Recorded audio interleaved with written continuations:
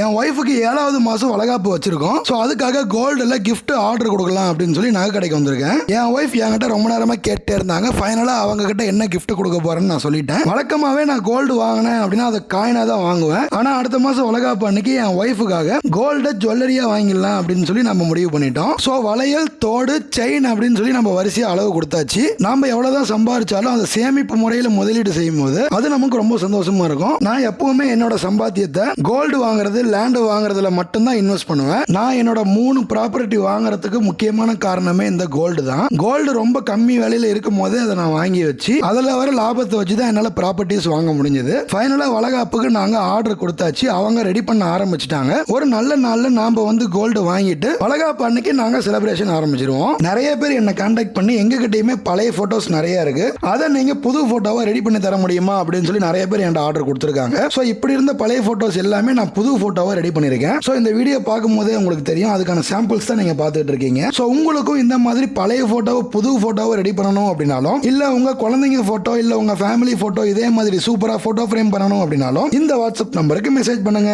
இந்த வாட்ஸ்அப் நம்பருக்கு மெசேஜ் பண்ணீங்கன்னா நீங்க அனுப்புற போட்டோவை போட்டோ ஃப்ரேமா ரெடி பண்ணி உங்க அட்ரஸ்க்கே கொரியர் போட்டுருவோம். ஸோ உடனே இந்த வாட்ஸ்அப் நம்பருக்கு மெசேஜ் பண்ணுங்க, உங்க ஆர்டரை பிளேஸ் பண்ணுங்க.